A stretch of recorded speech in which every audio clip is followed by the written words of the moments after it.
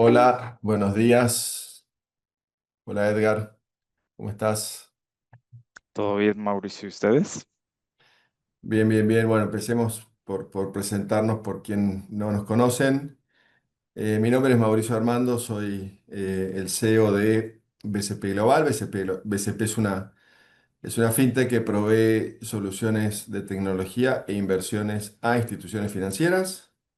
Y tenemos la suerte trimestralmente de contar con BlackRock, el mayor gestor de activos del mundo, para escuchar un poco su visión, lo que pasó durante el 2025, lo que resta del año, 2026, perspectivas. En este caso estamos contando con la presencia de Edgar Calderón. Edgar es vicepresidente del área de productos y estrategia de BlackRock. Nos ayuda muchísimo. También es una de las personas responsables de los portafolios modelos que muchos de ustedes tienen en sus ahorros, en sus inversiones. Por ende, es un placer contar contigo, Edgar. No, gracias a ustedes por la invitación, Mau. ¿Dónde estás hoy? Ahorita estoy en la Ciudad de México, así que rico Bueno, el clima se ve, soleado, justo lo que necesitamos para esta conversación. no estamos tan lejos entonces de Miami.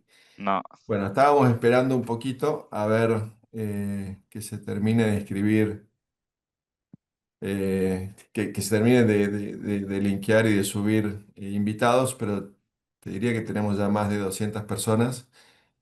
Podríamos ir empezando, cosa que también nos quede tiempo.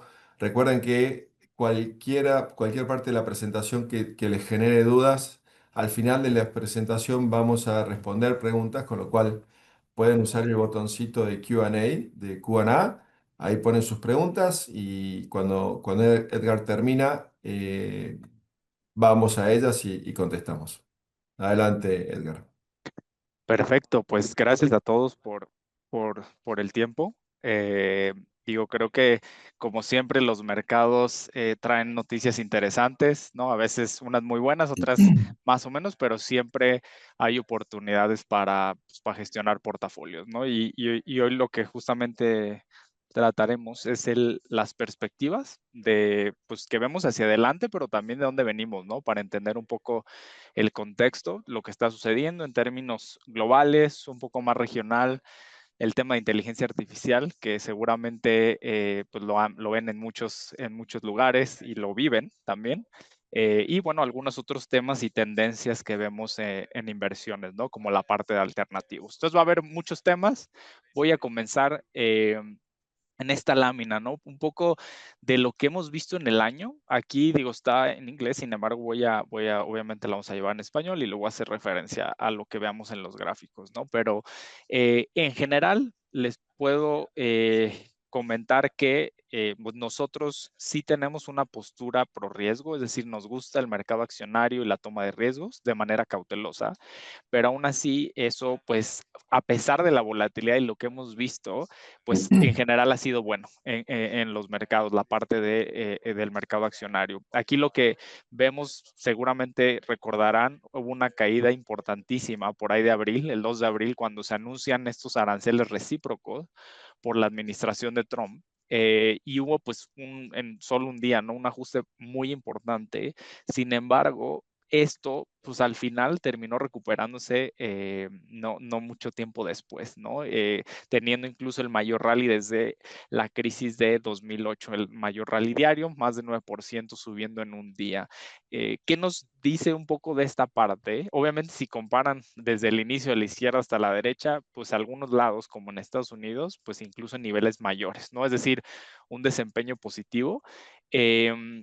Uno, el tema de la volatilidad, ¿no? Estamos en un entorno que desde que pasamos COVID, ¿no? Donde se cambiaron pues muchas estructuras, oferta y demanda, hubo un cambio económico importante. Y esto pues también ha llevado a que haya pues demasiada volatilidad, dispersión, ahora pues cada vez temas geopolíticos también, el tema aranceles en cuestión de guerras comerciales. Sin embargo, algo no ha cambiado, ¿no? Es cómo pensamos en qué invertimos, ¿no? Dónde ponemos el dinero. Y creemos aquí siempre que hay que pensar en los fundamentales de las empresas y no dejarnos llevar por las emociones, ¿no? Al final, ¿por qué cuando sucedió este ajuste tan importante nosotros no pues no optamos por ni reducir el riesgo o irte a otros activos porque pues no había cambiado los fundamentales, seguíamos teniendo una perspectiva interesante en términos de expectativas de utilidades y crecimiento en las empresas y pues sí, fuimos pacientes, ¿no? Un poco de esperar, ver que se removiera un poco el ruido político, porque apenas se había anunciado, es imposible entender todos los diferentes puntos de lo que iba a suceder en un solo día, ¿no? Y me acuerdo inclusive, Mauricio, que muchos clientes de pronto o inversionistas nos preguntaban, oigan, ¿y qué hacemos? ¿Nos vamos a salir de la renta variable? ¿Me muevo? ¿Me voy al efectivo? No, espera, o sea, ¿qué cambió? O sea, ya están perdiendo utilidades, las empresas cambió alguna dinámica, la tesis por la cual estamos invertidos en ABC o países cambió y pues la realidad es que no, había un tema, pues sí, guerra comercial, algo que pues Trump había estado conversando previamente pues con base a su plan, ¿no? De lo que iba a hacer en su nueva administración. Y bueno, al final, pues ser pacientes, pues ayudó, ¿no? A veces también mantener la calma y no tomar una decisión, también es una decisión en las inversiones, ¿no? Y bueno, nada más mencionar ahí Te un poco agrego, de, sí, adelante, por favor. no, te agrego, Edgar, que cada vez, salvo casos puntuales, pero desde el COVID en adelante estamos viendo cada vez que las caídas de mercado son abruptas y las recuperaciones son igualmente de abruptas. Sí, Entonces, es muy difícil, viste, hacer market timing o muy difícil decir, uy, esto cayó, mejor me salgo porque la recuperación es igualmente de potente y este gráfico te lo demuestra. Y acabas de decir algo y es muy bueno contar con tu presencia porque no solo tenés experiencia de mercado, sino también experiencia en el mundo de portafolios, que es cómo llevar adelante las inversiones que uno habla en el mercado. Y es lo que acabas de decir, o sea, en momentos de caída, en general en portafolios tan diversificados como los que tiene BlackRock, suele ser más una oportunidad que una sensación de temor. Y el mejor o lo más prudente que uno podría hacer es quedarse quieto y seguir confiando en la visión vuestra, que como lo comentás, no había nada que hacer más que quedarse quieto y esperar resultados y eso pagó, ¿no? Muy bueno. correcto, no, totalmente. Pero bueno, al final nos gusta este posicionamiento riesgo, nos gustan las acciones. Esto es solo año a la fecha. Si lo extendemos en diferentes años, siempre, y hay una frase muy interesante, siempre hay un momento para vender, ¿no? Porque hay crisis, hay guerras, hay muchas cosas. Pero si tú estiras esto en el largo plazo, pues siguen pagando las empresas. Las empresas están Ujú. para generar utilidades, de hecho, a perpetuidad. No existe una empresa porque espera quebrar al momento siguiente, tiene estrategias, ¿no? Entonces hay que también tener una visión un poquito de mayor largo plazo, ¿no? Y ver qué ha pasado en el pasado, ¿no? ¿Se ha recuperado? Pues la respuesta es sí. Después de las crisis, por muy fuertes o ajustes importantes, pues nos hemos recuperado. Digo, ya ahorita no recordamos, pero en 2022 fue el peor año en 50 años. Ujú. Y pues ya estamos por encima, muy por encima del break-even de lo que llegamos a estar. Pues bueno, nada más como para entender un poco, a veces hay que ampliar la visión, ¿no? Del mercado. Ahora, en esta siguiente diapositiva, hay un tema muy importante, ¿no? Que se habla mucho, que es estos bonos de largo plazo, ¿no? La deuda eh, corporativa, deuda de gobiernos, muchos tipos de deuda, pero sobre todo gobiernos, ¿no? Y cómo, pues, de repente o se ha visto presionada al alza los niveles de tasas de interés por pues diversos factores, ¿no? Ahí podrán ver en el gráfico izquierdo, sin enfocarnos en un país particular, pero pueden ver esos repuntes importantes en los niveles de tasas, ¿no? De los niveles pues bajos que traíamos cerca del COVID en el 2020, que fue pues la parte más baja. Pero pues bueno, ¿a qué se debe este tema? Hay varios aspectos, ¿no? Uno, son bueno, preocupaciones en el tema fiscal y hay varios aspectos aquí. No hay un déficit fiscal importante, cercano a los 6% y por eso también están estas guerras comerciales y temas de aranceles, ¿no? Porque de una u otra forma pues, están tratando de compensar este déficit, ¿no? Que están teniendo y pues cómo recaudar más ingresos. Y por otro lado, tienes los niveles pues, excesivos en deuda y no es ajeno a Estados Unidos. Pueden ver en el gráfico derecho, Estados Unidos es la línea naranja, todas van en ascenso. Obviamente, si se fijan, en los últimos 50 años, muchos, incluso Estados Unidos, traían niveles de 30, 40%, ahorita están en niveles de 100, más de 120% respecto del GDP, ¿no? De lo que produce la economía de bienes y servicios, que pues es una deuda, o sea, tienes mucho más deuda de lo que estás produciendo. Y estas preocupaciones, no sé si recuerdan, pero pues ya Estados Unidos tuvo un segundo downgrade en la calidad crediticia no hace mucho, ¿no? Después de uno que había existido en el 2011. Todo esto, pues es en parte un poco a esto, pero bueno, al final pues muchas regiones también están teniendo estos problemas de deuda, ¿no? Por eso, pues también hay que pensar un poco, y lo hablaremos después, ¿no? En la parte de, pues también se requiere financiamiento privado, participación privada, no es sostenible algunas cosas simplemente para el gobierno financiar proyectos de infraestructura y de otros lados por estos niveles de deuda, y esto también lo que causa es que las tasas de interés, pues los inversionistas de pronto tengan que demandar mucho más compensación por ese riesgo de estar invertido a mucho más plazo, ¿no? Entonces a esto le llaman la prima de término o de plazo, que es lo que realmente ha hecho que los niveles pues hayan incluso superado en los deuda de más de 20 años cerca del 5%, que ya es un nivel bastante elevado, ¿no? Y de hecho, pues algunos portafolios han sufrido un poco de ajustes, hemos visto recientes cierta recuperación, pero bueno, estos digamos son los dos aspectos, preocupaciones fiscales y niveles de deuda, Mauricio. Pero digamos, la cara positiva de la moneda es que estamos con portafolios que están con retornos promedios de niveles de 5 o 6% cuando le pones algo de bonos corporativos, bonos soberanos, bonos de una calidad crediticia un poquito más baja. Ese promedio está muy en línea con la tasa que usualmente en Latinoamérica siempre nos sentíamos cómodos, ¿no? Que era que un portafolio o que algún instrumento me pueda generar más de 6%. Yo creo que, yo efectivamente sí creo que esto es una oportunidad. Creo que es algo que todo el mundo lo está mirando muy de cerca y bueno, no creo que se nos vaya a ir de las manos, ya que como vos decís, es un problema, el del déficit y el del gasto es un problema global, no es una situación de Estados Unidos, es casi una Claro, situación de todos los países de mercado desarrollados. Entonces, entre todos tendrán que ver cómo o cómo bajar la deuda o cómo generar mayor confianza frente a este nuevo nivel de escenario, ¿no? De decir, ok, tenemos exacto. más deuda del Producto Bruto Interno. Eh, No, totalmente.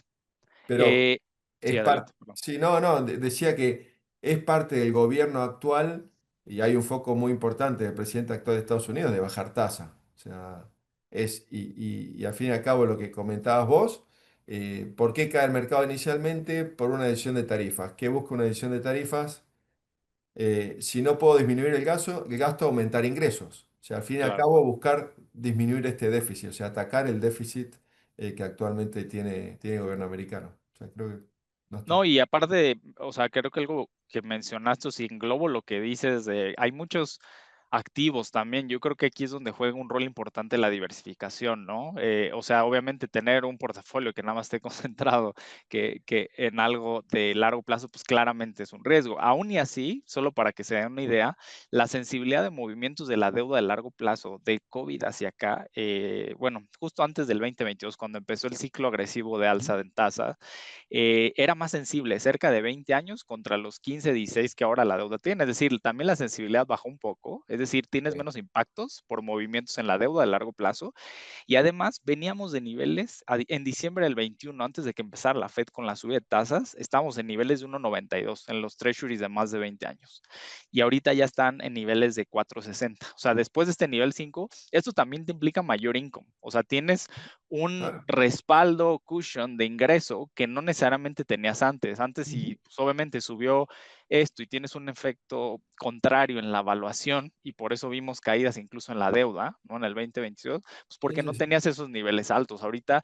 creo que también es un escenario distinto y hay que pensar de otra forma la deuda. No podemos nada más enfocarnos a cómo estaban las tasas antes y qué pasó antes, porque ahorita para tú tener estos, es más, para perder el dinero necesitarías, por ejemplo, en el Treasury de 10 años, que se vuelen las tasas más de 60 puntos base. Y aún así estás flat, ni siquiera pierdes, pero eso no existía antes. Entonces, creo que eso también es importante siempre, cierta diversificación, no concentración y tener un poco de todo puede mitigar estos riesgos que pueden pasar en la deuda a largo plazo. Pero como bien dijiste, tenemos crédito, tenemos emergentes, tenemos otra serie de cosas que pueden compensar esto, ¿no? Muy Eh, bueno. entonces, voy a pasar a esta siguiente lámina y es un poco ligado también al tema de la deuda, ¿no? Dado que esto es como los principales temas que estamos viendo, pero me voy a enfocar tal vez en la gráfica derecha, solo para que la entiendan, pero tenemos aquí los niveles de deuda federal, ¿no? En la línea pues naranja que ven por ahí. Y luego también tenemos el costo de la deuda para Estados Unidos. Y obviamente hablábamos ya de estos niveles de más de 100 o cerca de los 120% de la deuda con respecto del crecimiento económico, ¿no? Pero también hay un crecimiento en lo que le cuesta a Estados Unidos financiar esa deuda, ¿no? Por eso también no es sostenible las tasas durante mucho tiempo tan altas, pero tienen aquí un problema importante que se discute, ¿no? ¿Quieres uno de los dos mandatos de la Reserva Federal es combatir la inflación, ¿no? Y lo vamos a hablar después. Tú tienes que combatir la inflación y después, pues también tienes que cuidar el crecimiento, ¿no? Porque mucho tiempo tratando de bajar la inflación, que ya más o menos de los 9% que llevamos a estar a los niveles de 3, pues está un poco más manejable, ¿no? Pero pues también tienes el tema fiscal, o sea, son una serie de elementos que tiene que balancear la Reserva Federal para Ujú. poder pues continuar y ser sostenible en el tiempo. Pero es un hecho que pues cada vez le cuesta más caro, ¿no? Por eso también no es sorpresa de por qué también hay que tener cierta continuación en los recortes de tasas pues de interés, ¿no? Esto nada más como para un comentario muy breve en esta parte. Ahora, hay tres aspectos que engloban, digamos, que las perspectivas que tenemos en BlackRock, ¿no? Si quisiéramos resumirlo, y obviamente vamos a entrar a otros aspectos interesantes ligados a esto. Uno, algo que mencionamos mucho es de que hay ciertas reglas económicas que no se pueden cambiar de la noche a la mañana, ¿no? Es decir, sí, de repente puede salir el presidente a anunciar o amenazar con más aranceles del 100%, 140, recordar con China y estas tensiones. La realidad es que no es así de sencillo.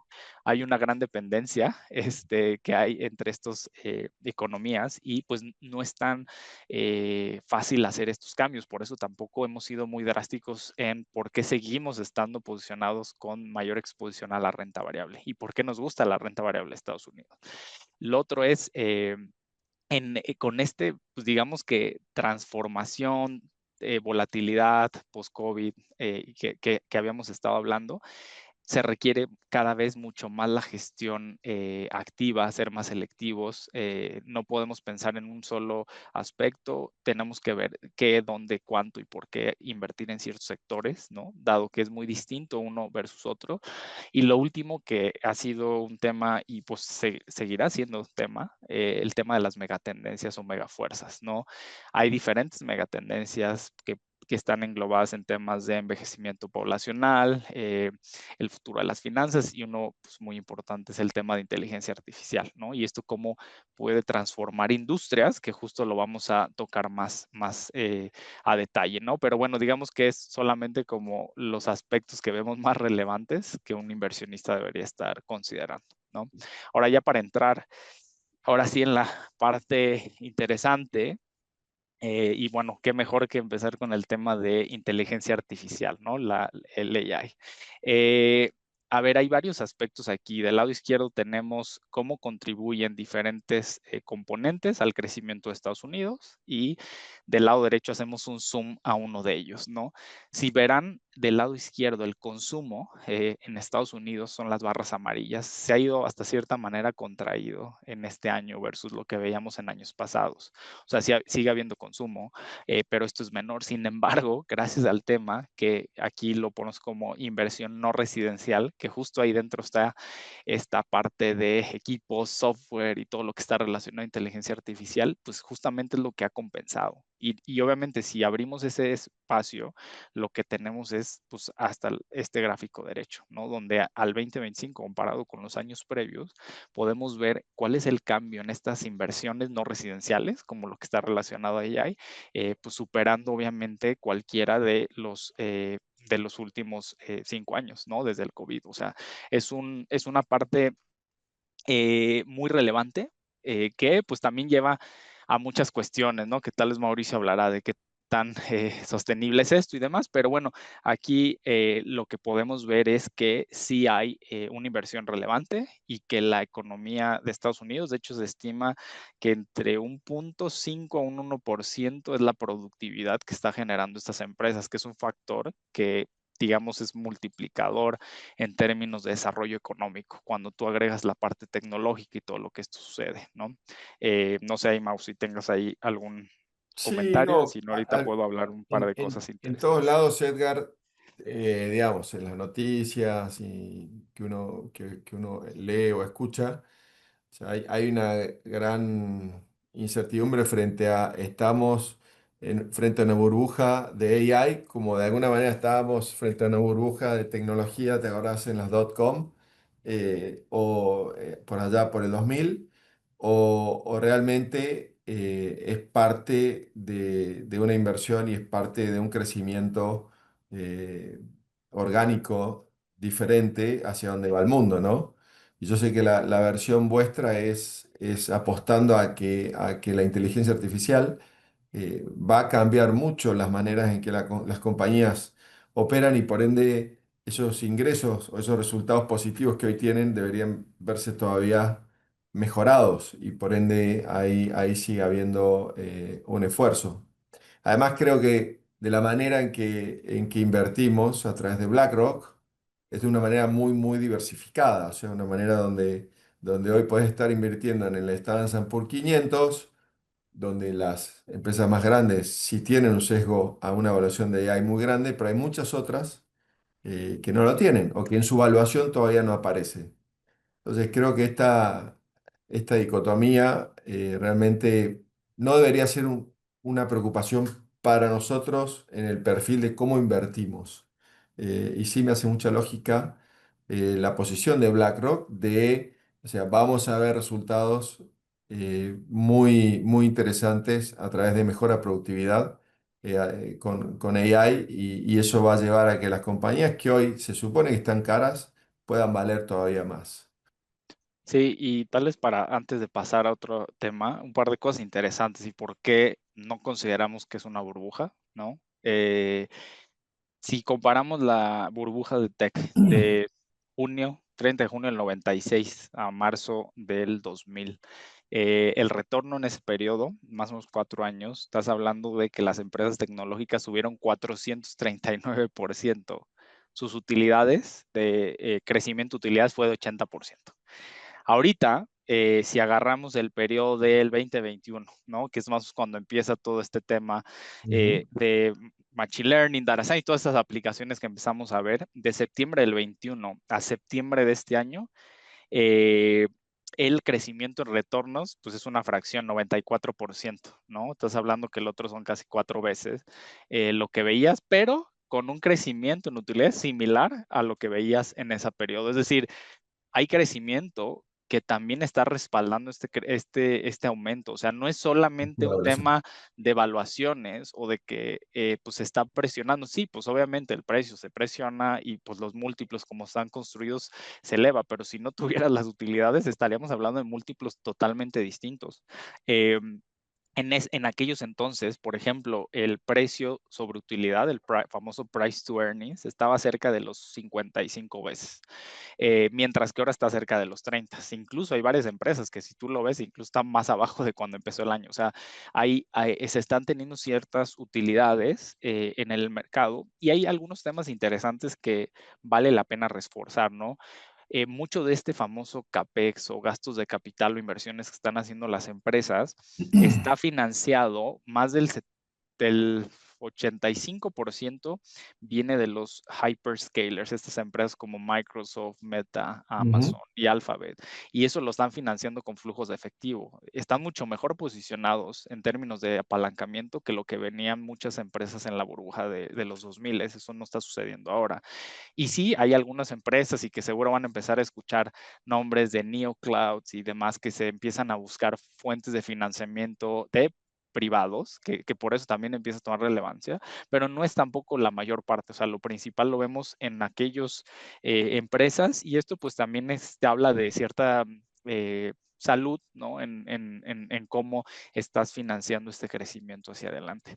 Digo, y al final, pues es algo que lo estamos, experimentando, digo, incluso en versiones en centros de datos, el tema de cloud y demás, no, hasta hace poco, inclusive por ahí seguro vieron algunas noticias donde pues también hay algunas partnerships, inversiones importantes en el tema de inteligencia artificial para sostener esa parte. Luego se cuestiona de que este tema circular, ¿no? De que una empresa hace un negocio con otra y esa a su vez invierte en otras cosas de la misma empresa. Eso sucede en diversos sectores, ¿no?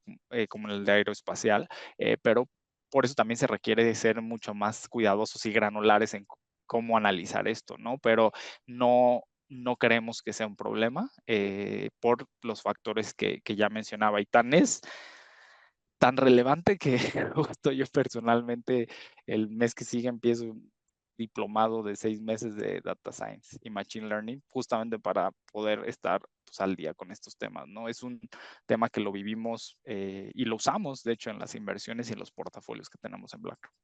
Edgar, creo que una gran diferencia también es lo que vos acabas de decir de cómo se interrelacionan los distintos sectores de economía real con esta nueva tendencia y desarrollo de AI.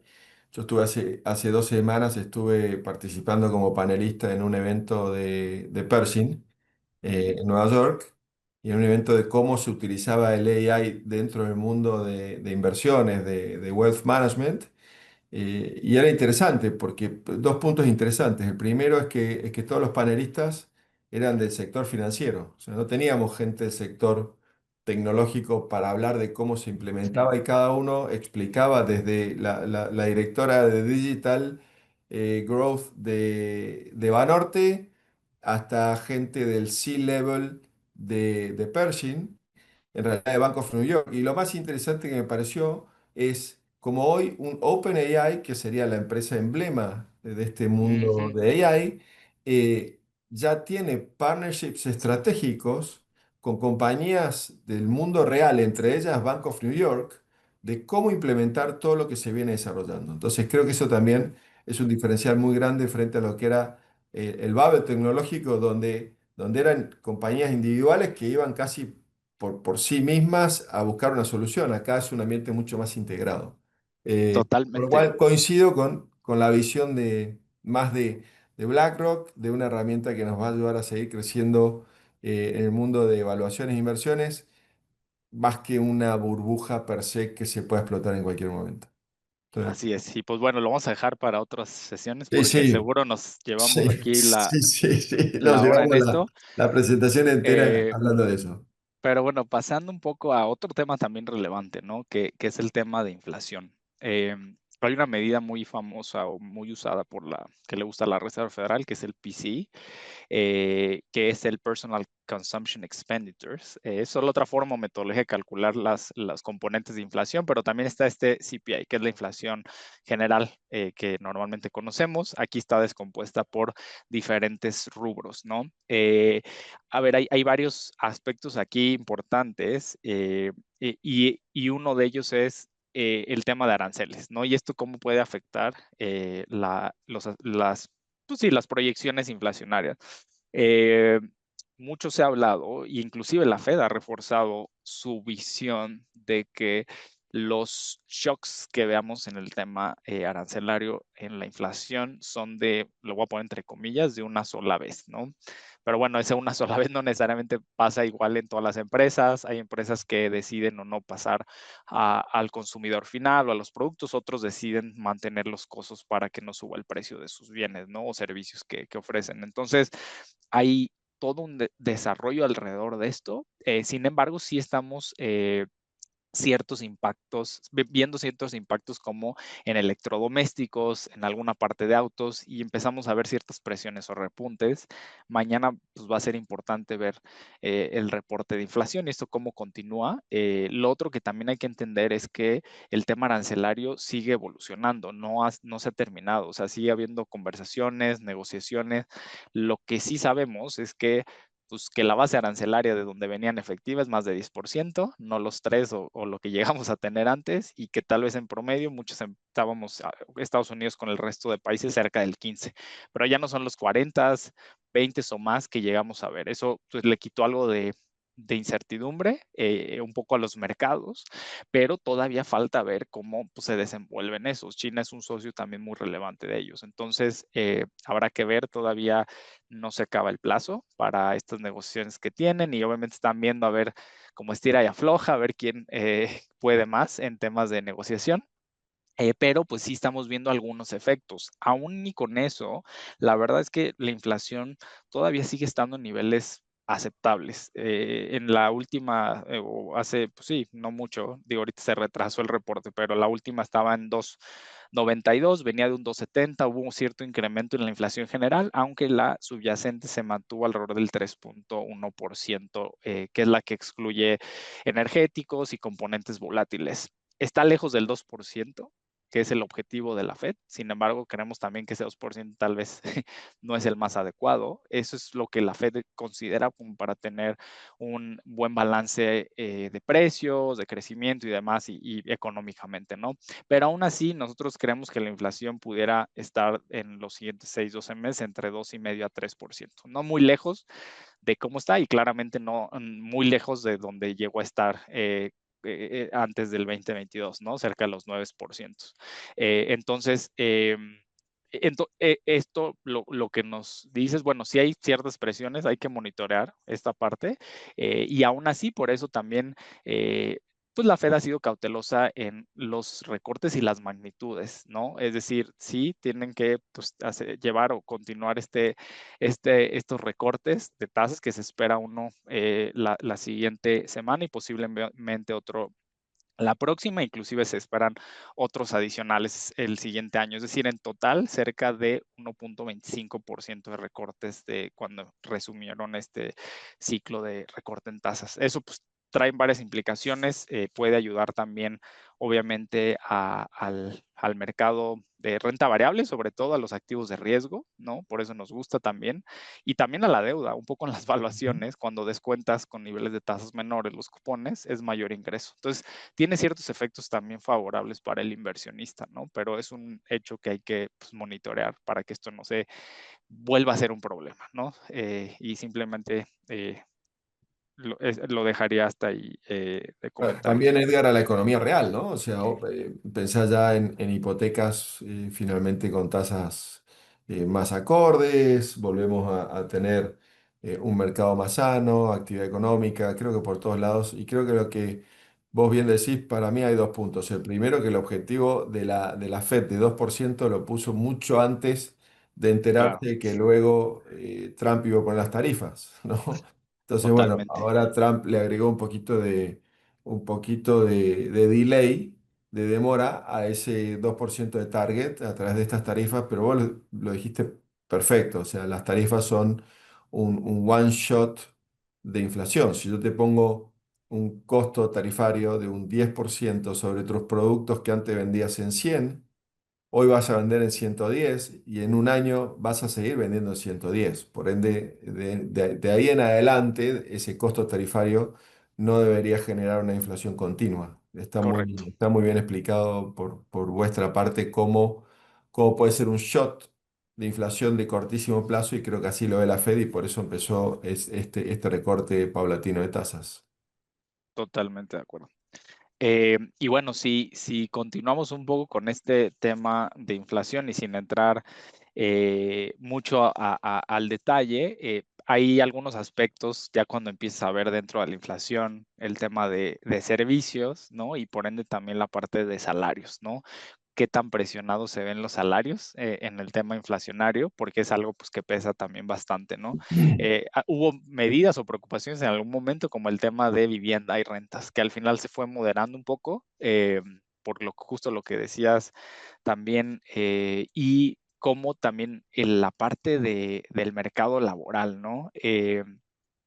Cómo vemos más debilidad, ¿no? Menos, pues también empleos, ¿no? En los reportes de Estados Unidos de no agrícolas, ¿no? Hemos visto presiones en esa parte, hemos visto ajustes y pues los promedios también, si los vas comparando con periodos previos, pues vemos mucho menos empleos en general creados, ¿no? Sigue habiendo generación de empleos, pero mucho menos de lo que había antes. Entonces, eso también le ha dado esta pauta a la Reserva Federal, pues, para su segundo mandato, que es justo el pleno empleo. Entonces, para cuidar eso, pues no puede tampoco dejar que se le salga de las manos una tasa de empleo que si bien ligeramente alta, la Fed espera cerca de 4.4% este año, sigue estando en un nivel razonable que Powell lo llegó a mencionar, pero ellos pues en general se sienten cómodos en esta parte, ¿no? Pero pues bueno, si hay algunos temas aquí interesantes en la parte de servicios, digo, no sé si ahí tengas algún comentario en esta parte, Mauricio. No, lo que tenía una pregunta que nos ha afectado o ha afectado mucho a la población latinoamericana que vive en Estados Unidos, que era la política migratoria de Trump y viste la cantidad de gente que ha sido deportada y si eso había afectado o no no solo en la creación de nuevos puestos de trabajo, sino por ahí en que exista mayor demanda en ciertos sectores de servicio donde tenías toda esta población que apoyaba y ayudaba y que hoy muchos de ellos ya no están más, lamentablemente, ¿no? Claro, ¿no? A ver, es un tema relevante. Yo creo que, o sea, la respuesta corta, si la inflación tiene algo que ver con el tema migratorio, la respuesta es que sí. Tienes, obviamente, al reducir esta oferta laboral, y justo hace unas semanas estaba también en Houston con clientes y demás, y pues, hubo también pues, colegas cercanos de la industria y demás, donde pues, estaba este tema de la visa, ¿no? Que causó mucho ruido inclusive. Pero bueno, al tener una menor oferta, suben también los costos por esa oferta, porque pues también necesitas compensar o pagar mayores salarios, ¿no? Y eso a su vez se puede traducir en mayor inflación a través de Ujú. servicios, ¿no? Servicios como qué, pues pueden ser hoteles, restaurantes, construcción y demás aspectos que sí pueden ocasionar que, pues si bien no se desborde el tema inflacionario, pero sí se mantenga, como le llaman, sticky o pegajosa, es decir, que Ujú. sea más difícil bajar, o incluso mucho más difícil llegar al 2%, que también parece un poco irrealista de la Fed, ¿no? Ujú. Pero sí hay efectos y claramente este tema es relevante, ¿no? Sobre todo en Estados Unidos, no es poca cosa. Habrá que ver cómo hacia adelante pues van viendo toda esta necesidad, no es tan sencillo. Resulta que la mayoría de los grandes genios tecnológicos y que están, pues que creen, pues son de otros lados, ¿no? Son de Asia, son de otras partes, no son de Estados Unidos. Quieres mantener la dominancia de Estados Unidos, el poder tecnológico en semiconductores y demás, pues necesitas fuerza calificada y pues resulta que justamente el tema migratorio es clave para lo que ha sido Estados Unidos, ¿no? En las últimas décadas. Sí. Em, Ahora, en la parte de cómo vemos los diferentes, digamos, escenarios o cómo se ve también el panorama, ¿no? Hacia adelante. Aquí tenemos pues un mapa cuadrante, tienes hasta arriba, en la parte más altas, es una perspectiva de mayor crecimiento, más resiliente, buen resultado económico y demás, hasta abajo recesión. Y en el eje de las X tienes hasta la derecha mucho más relajado, ¿no? Las políticas y demás. Nosotros, de todos estos escenarios, o sea, por un lado es o hay tasas más altas por más tiempo, es hasta arriba a la izquierda, creo que ese ya se descartó un poco por los recortes y demás y cosas que hemos estado viendo, ¿no? Eh, Se cuestionó la independencia de la Fed, ¿no? Y ha habido ahí algunas cosas, mucho ruido en los mercados, pero pues hasta ahorita no es el tema dominante, ¿no? Y luego, pues bueno, tienes temores de recesión, que está un outlier, ¿no? Hasta abajo a la derecha. La realidad es que no vemos recesión. De entrada ahorita lo digo, hay expectativas favorables, hay crecimientos de hecho, no hace poco el el Fondo Monetario Internacional, perdón, el IMF, sacó también los estimados, ¿no? Estados Unidos de 2 este año, 2.1 el siguiente, desarrollados también con crecimientos positivos, ligeramente arriba del 1%, tal vez no tan altos como veías, inclusive China se esperan crecimientos más cercanos a los 4, que tal vez a los 5 que estaba dando, y si bien en algunos lados hay ajustes, siguen siendo positivos, ¿no? No es lo que tú esperarías en un escenario recesivo. Entonces, nuestro escenario base, digamos que es esta parte verde, ¿no? Ujú. Eh, que tienes ganancias o buenos resultados en las acciones, en el mercado de renta variable, más allá del AI, no solo en la parte de tecnología o inteligencia artificial, las tasas cayendo a medida que hay recortes de la Fed, que ya lo estamos experimentando, ¿no? Por mercado laboral un poco más complejo y por preocupaciones fiscales que se resuelven un poco o al menos se aminoran, ¿no?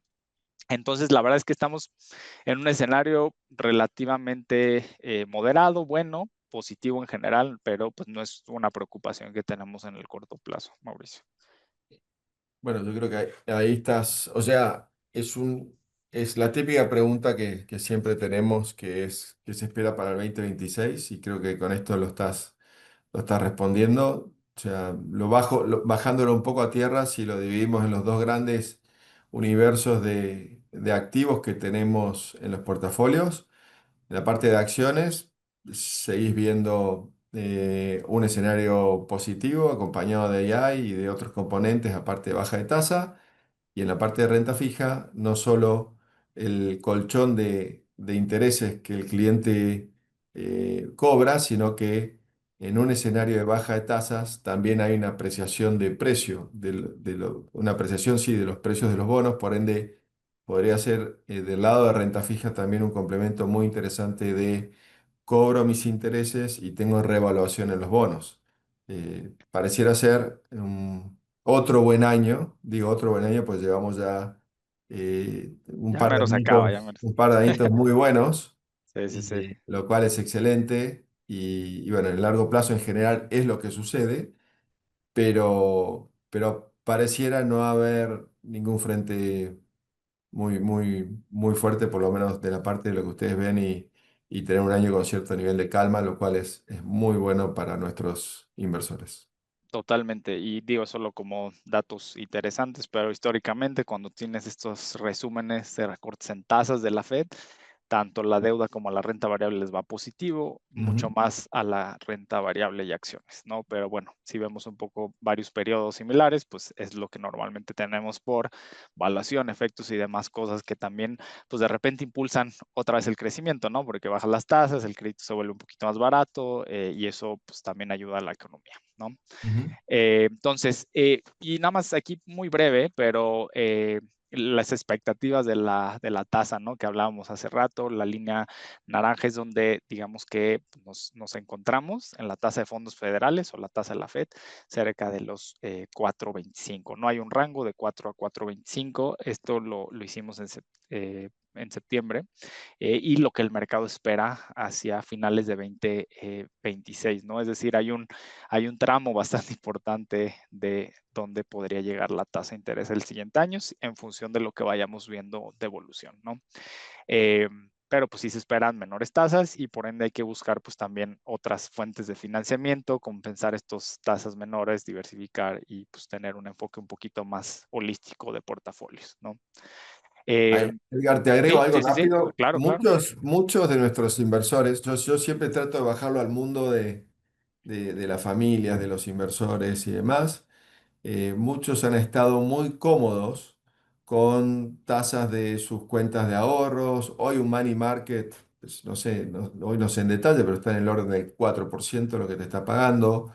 Hoy un bono del Tesoro americano, un T-bill, un bono de cortísimo plazo, está en esos niveles también, por encima del 4%. Creo que lo que es importante que estás explicando acá es que esas tasas a finales del año que viene o en los próximos 12 meses no las vamos a estar viendo. Me parece que muchos de nosotros que tenemos dinero invertido en el cortísimo plazo a cero riesgo, hoy toca tomar una decisión de posicionarme en algo que me asegure un poquito más de tasa más a mediano plazo. O sea, si yo hoy estoy en un fondo de ultra corto plazo, con cero riesgo, que me está pagando una tasa decente por encima del 4, si no tengo una necesidad urgente o no son capitales emergencia, que le llamamos que en algún momento los pueda necesitar, sí debería empezar a tener una visión de un poquito más largo plazo para aprovechar este mundo de tasas que llevamos en los últimos 3 años aproximadamente y que posiblemente se vuelva a acabar. Llevamos 2 décadas de tasa cero. No sabemos si volvemos a tasa cero, pero sí, sin duda los gobiernos quieren bajar esas tasas. La única manera como inversores de protegernos es invertir a un poco más largo plazo y asegurarnos esa tasa. Entonces lo dejo Totalmente. como comentario para que luego cada uno con su asesor revise su estrategia y vea qué es lo que más conviene. Totalmente, porque pues va a bajar, sí, tienes una tasa atractiva, pero así como bajan las tasas de corto, también luego lo baja y no tienes ese efecto de evaluación, ¿no? Que Cierto. tendrías en tal vez una deuda de un poquito más de sensibilidad, no tan riesgosa como lo que hablamos al inicio, de muy largo plazo, pero sí De puedes mediano. capturar estos recortes y relajación monetaria, Ujú. ¿no? Totalmente. Entonces, entrando un poquito a la parte de tecnológicas, ¿no? Y esto de utilidades que hablábamos hace rato en los grandes temas, ¿no? Aquí lo que podemos observar son la descomposición de los retornos en el mercado de, pues, del lado izquierdo de Estados Unidos, ¿no? Puedes ver las magníficas Seven, ¿no? Las Max 7, estas empresas grandes con mucha capitalización, donde pues también están alrededor del tema de AI, ¿no? Y lo que podemos observar es que de hecho, caso contrario, en temas de evaluación, incluso se ven más afectados por temas en su conjunto, porque pues no todas les va igual de bien, ¿no? Pero la parte naranja, que es lo más relevante, son las utilidades. Por eso hablamos de que las utilidades es un punto importante, pues que obviamente son los resultados de las empresas, no nada más porque el inversionista le puso un precio a algo y porque está comprando, sino porque hay algo fundamental en la empresa, ¿no? Hay una estrategia sólida para generar pues utilidades para los inversionistas. El S&P 500 también tiene obviamente ciertas utilidades, claramente está un poco jalado por las magníficas 7, pero aún así cuando quitas a las Max 7, todavía hay espacio, creemos, para ampliación del mercado, ¿no? Es decir, sí creemos que obviamente la expectativa de utilidades, no más para que es una idea de estos tercer trimestres, si no me equivoco, para esta parte de Maxi ETT, cerca de los 14%. El mercado en general se espera cerca de los 11, que es incluso mayor a los 9 o ligeramente menos que llegamos a ver. Pero el resto del mercado, quitando estas grandotas, sigue teniendo expectativas positivas. Si no me equivoco, cerca de los 7%. Es decir, se ha ido, digamos que acotando un poco la diferencia entre lo que esperabas de utilidades hace algunos trimestres de estas magníficas versus el resto del mercado. Entonces sí creemos que puede, otros sectores y demás pudieran también capturar esto. Y obviamente, pues seguro principalmente los que están ligados al tema de AI. No hay empresas, se va a requerir pues, mucha energía, aplicaciones de software y de servicios de nube y un montón de cosas alrededor de esta parte, ¿no? Pero bueno, es importante pues nada más resaltar eso. Y a términos regionales, pues Estados Unidos se ve mejor relativo que otras regiones. Emergentes también se ve en términos de utilidades un poco mejor que el resto y pues sin embargo Europa y algunos otros lugares estamos mucho más cautos, ¿no? En general. Por eso también nuestra preferencia de Estados Unidos respecto del resto. Em, Muy di- bueno. Y luego pasando en esta otra lámina, aquí no me voy a enfocar mucho, pero ¿qué vemos en general eh, que, que se requeriría para que sea sostenible este tema, ¿no? También ciertamente se requiere un crecimiento, bueno, este retorno sobre el capital debe de ser lo suficientemente amplio, casi estar un poquito más cargado a la derecha, 15 a 20%. Si estas empresas de inteligencia artificial, sobre todo, o que están en la parte tech, para poder sostener esto en el largo plazo necesitan crecer o estos retornos sobre su capital, ¿no? Y deben de tener retornos importantes. Si lo queremos viable, está un poquito obviamente complejo, pero al final esta es una revolución también, o la siguiente, si quieren verlo así, industrial. O sea, hay muchas cosas todavía por entender de los alcances que esto tiene, pero lo que estamos viendo y experimentando, la verdad nos da un flash de lo que se viene hacia adelante en términos de productividad, eficiencia y demás. Pero pues al final sí se requieren algunos aspectos, sí hay riesgos, también hay que entender que hay ciertos riesgos, obviamente, como todo, en cómo se desenvuelve el tema de AI, ¿no? Pero bueno, tienes que sostener esto. Ya ha habido algunas noticias donde hay contratos pues sí, con empresas relacionadas al tema de AI, pero pues habrá que seguir monitoreando esto y cómo evoluciona, pero todavía estamos, digamos, que en las primeras fases, ¿no? Es complejo dar una respuesta rotunda sobre los riesgos. Entonces, en la parte, digo, voy a avanzar un poco más rápido para poder dejar preguntas.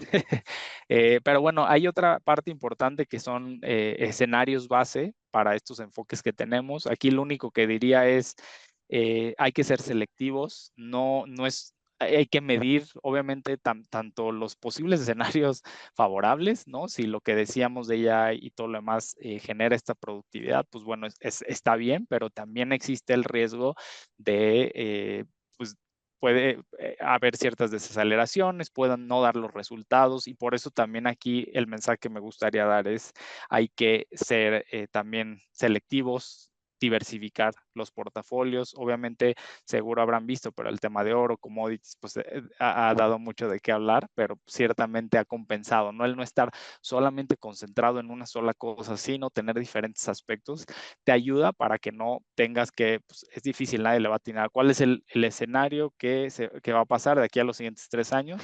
Por eso lo vemos como en diferentes cosas optimistas, bases y pesimistas, ¿no? Y por eso, pues también el tema de diversificación sigue jugando un rol relevante en los portafolios, Mauricio. Bueno, Aquí obviamente nos da pauta a pensar justo en más cosas, ¿no? ¿Cómo puedes compensar esto? Tal vez diversificar hacia alternativos, cosas que te generen más income, mercados privados tal vez, y algunas otras cosas pensando más allá de la parte pues, más tradicional, ¿no? Eh, en la parte, bueno, aquí no voy a entrar demasiado a detalle, pero lo único que me gustaría mencionar antes de pasar a la parte de mercados privados y ya ir cerrando, al final en este periodo post-COVID, a diferencia de la última década, sí creemos que la gestión activa es mucho más relevante porque la década pasada, pues fácilmente en Estados Unidos generaba cerca del 10%, mucho venía por la beta o esta sensibilidad general de mercado. Ahora lo vemos más complejo y los gestores de activos sí se requiere pues, ser mucho más selectivo. Esta dispersión, que hay cierta concentración en sectores, requiere ser pues mucho más, pues digamos, precisos en lo que se decide y pues oportunidades en más aspectos, ¿no? No es como que ahora a todos les vaya a ir igual de bien como cada uno de los 10 años antes del COVID que le fue a Estados Unidos. Ahorita sí es mucho más este tema de por qué la gestión activa es relevante, ¿no? Por qué pues tener un portafolio dinámico, tener asesoría adecuada, partners como el equipo de Mauricio y BCP y demás, pues sí es relevante, ¿no? En este entorno mucho más volátil. Si no hay preguntas aquí, Mauricio, justo en la siguiente lámina, y de hecho creo que es la penúltima, pero igual aquí podemos englobar esta y la siguiente, pero un mundo financiado por mercados privados, es el título de la diapositiva. A ver, hay una clase de activo que a algunos ya no les gusta decirle alternativo, ¿no?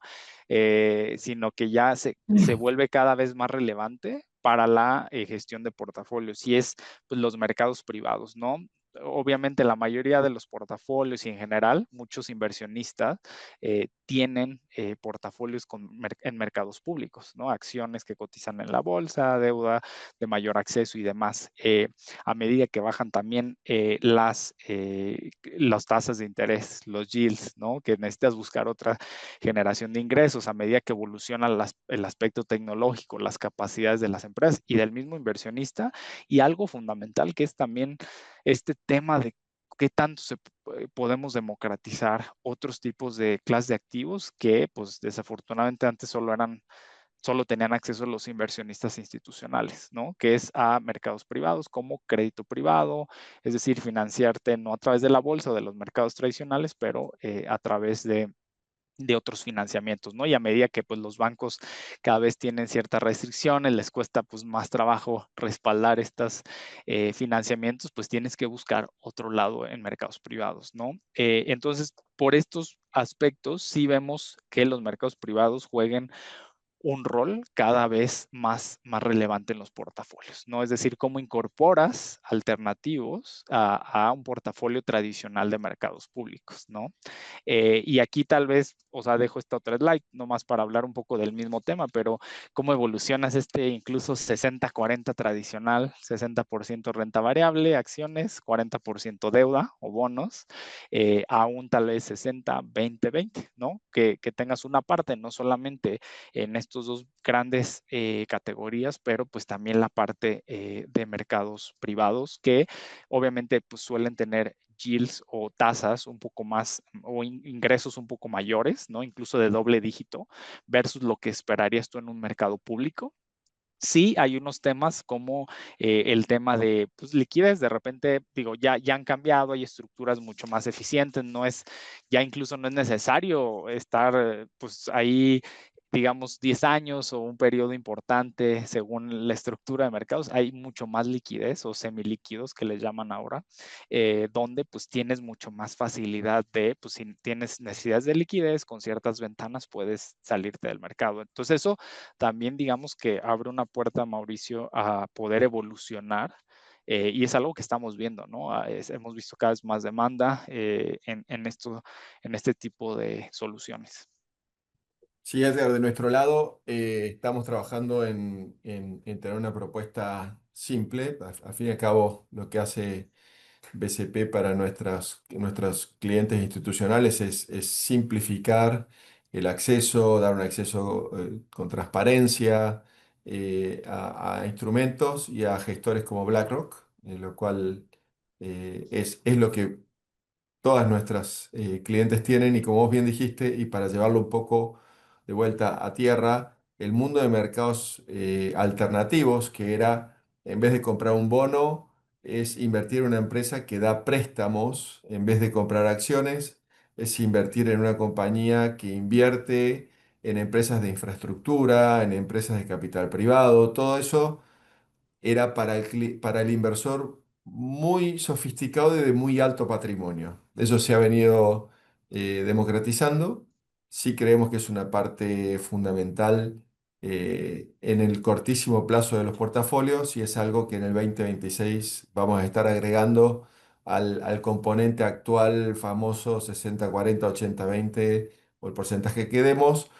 Sí son instrumentos que, por supuesto, entendiendo las restricciones, la más importante, como vos bien dices, no es el mismo nivel de liquidez, o sea, no es un producto que compras hoy y lo puedes vender pasado mañana, pero sí es parte de un portafolio de mediano plazo, es un componente excelente de mejora de lo que siempre buscamos, que es el mejor mix de riesgo-retorno, ¿no? O retorno-riesgo.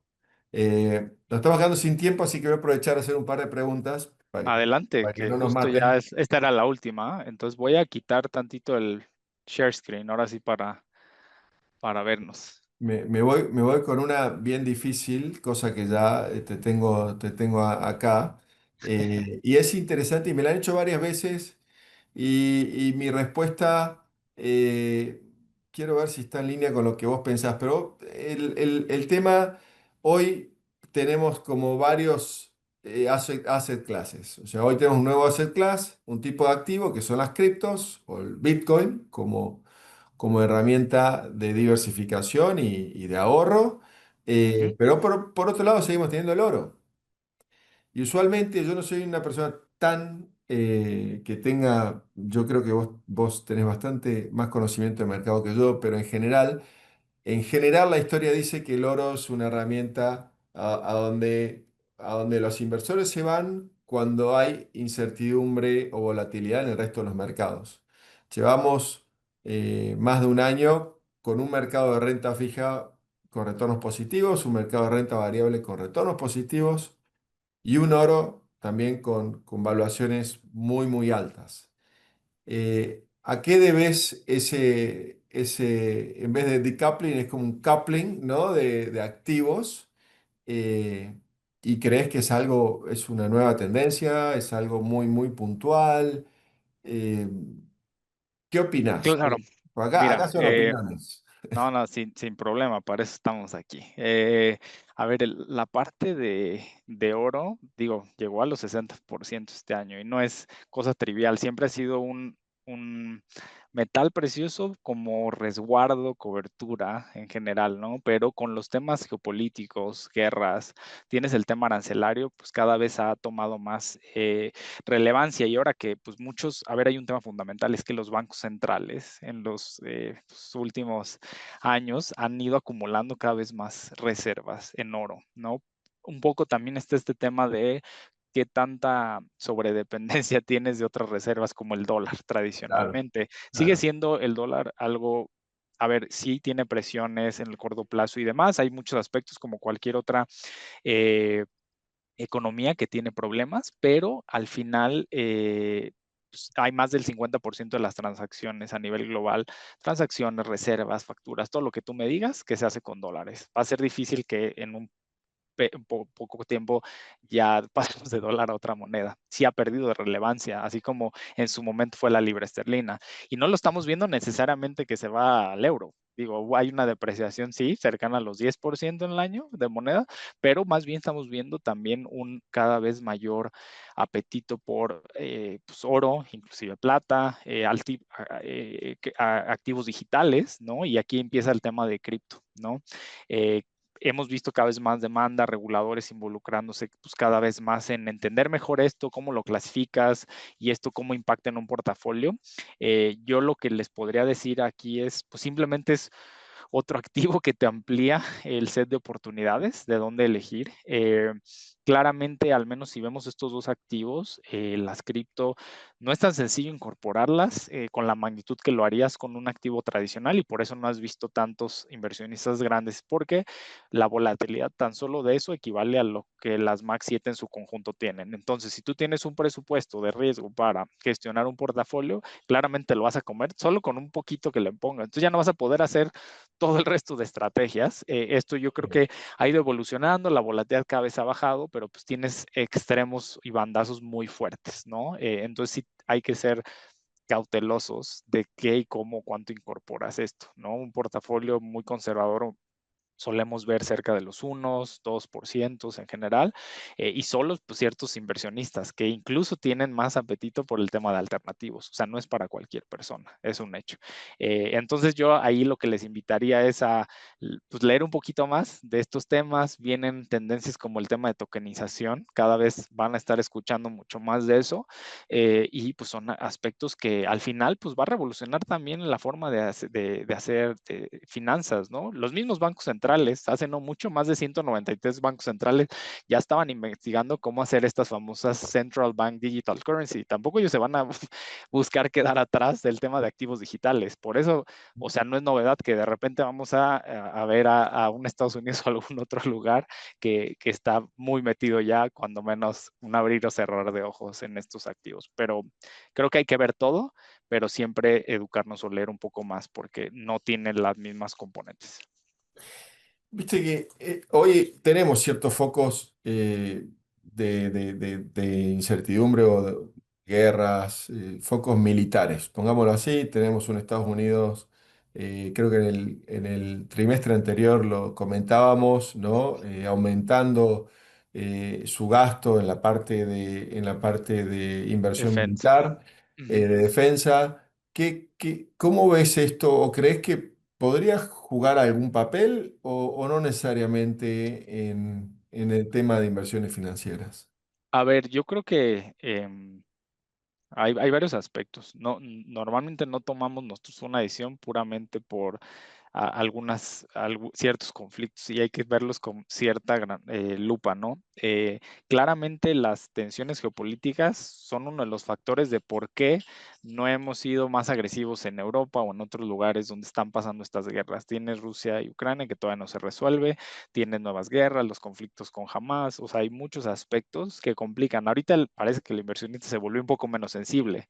Estás viendo los precios de petróleo a niveles de $66, el Ujú. West Texas y el Brent, no sé si recuerdan, cuando fue lo de Rusia y Ucrania, llegamos a $129. Estás hablando de más del doble, llegó a estar de lo que está ahorita. Entonces, por esa razón también los mercados han tratado de ser un poquito más cuidadosos, porque igual son conversaciones que suceden. Yo creo que lo que agrega es incertidumbre un poco, volatilidad, pero pues con lo que dices de que cada vez los mismos gobiernos pues han invertido en la parte de defensa, este One Big Beautiful Bill de Estados Unidos, sus presupuestos también en militar y en muchas cosas también incluso han incrementado, pero pues bueno, muchos países quieren tener menos dependencia y tener también esta parte que sí es un tema a considerar, sí puede agregar temas de volatilidad, lo hemos visto un poco menos y pues también hay que entender las regiones, ¿no? Hay unos que sí tienen una relación muy directa con temas de energía, otros no tanto, simplemente les tocó estar a medias de los conflictos, pero pues sí, claramente es un aspecto a considerar, el riesgo geopolítico, pero pues no es el único riesgo, ni hay que tampoco tomar una decisión solamente porque hay una guerra y eso te va a llevar a la decisión final. O sea, tienes que ver todos los factores, ¿no? Edgar, nos pasamos 6 minutos. Gracias por tu tiempo. Hay otras preguntas que luego contestaremos de manera personalizada o yo te las hago llegar para contestar. Eh, pero bueno, gracias como siempre, muy útil conocer vuestra visión. Creo que a todos nos da un poquito de tranquilidad de saber sobre todo las perspectivas de 2026, o sea, al fin y al cabo eh, llevamos varios años buenos y todos tenemos un poquito de incertidumbre de qué se viene y de nuestro lado en BCP estamos bastante alineados con la visión de BlackRock, así que esperamos otro buen año. Gracias. Perfecto. Gracias a todos por el tiempo. Seguimos Un viéndonos. abrazo. Gracias.